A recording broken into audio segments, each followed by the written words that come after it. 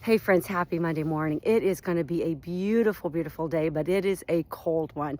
But anyway, I wanted to share something that was on my heart this morning, something that I hope blesses you as much as it did me. Had a very timely Bible study this morning, just in light of some very timely encouragement that I received on Saturday. You know, the Bible tells us that the tongue has the power to lift people up or to tear them down, and that we should be very, very, very careful about the words that we speak. It's very important that we learn to tame the tongue. It's very hard to tame the tongue. I've been walking with the Lord a very hard time, and I've been running a very long time, and in order to run long distance races, you have to have a pretty high degree of self-discipline, which I have, but I've never been able to tame the tongue. I tell you what, it's anyway, but I was in James 3. Highly encourage you to read it. And I was meditating on the first 6 verses in James 3. These are absolute gems, but it just talks about the tongue, how the tongue is such a small thing, just like a horse is very, very big, but we can put a bit in its mouth and then we can control it by the reins. We pull the reins. And in the same way, we have these huge ships in the ocean that are pushed around by the wind, but with a very small rudder, the pilot can control the ship, right? But in verse 2, it says that, we all stumble in many ways, but the one who is never at fault for what they say, that they are able to keep their body in full check. I mean, this is just amazing. It says that they're perfect, because taming the tongue is the ultimate act of self-discipline, because it's absolutely impossible this side of heaven. It would be being able to put the flesh to death, to burn it, to never bring it up, to crucify it entirely. It's just when we think that we do that our old habits come up.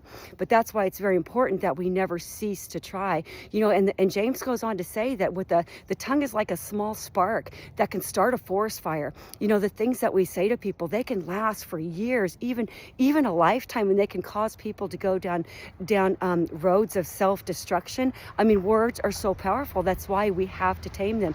I was thinking about something this morning too. When we were kids, we always heard that thing, sticks and stones may break our bones, but words will never hurt us. Nothing could be further from the truth. I've taken a lot of falls in my life. I've had a few broken bones.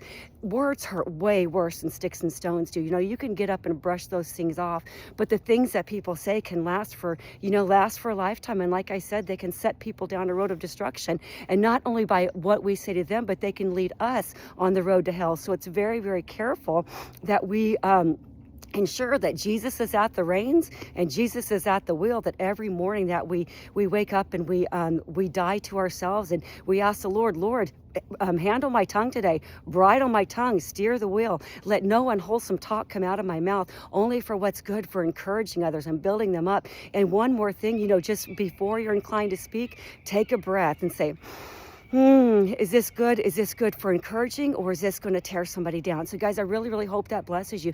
But more than anything, I hope it just inspires you to take heart in that you're not alone in this struggle. And one more thing, it says that people stumble in many ways. And the way that we stumble with the tongue is we gossip. We once again, we say words that aren't encouraging. We grumble, we complain, so many different things. So taming the tongue is one of the hardest things that we will ever do. But it's worth the effort that we put into it, because it's going to keep us on the right road, and it's going to keep others on the right road. So guys, I really, really hope that blesses you. I'm going to finish up my run, put my gloves back on. It's like 10 degrees out here. Then I'm going to get off to the best job ever. It is going to be a great day.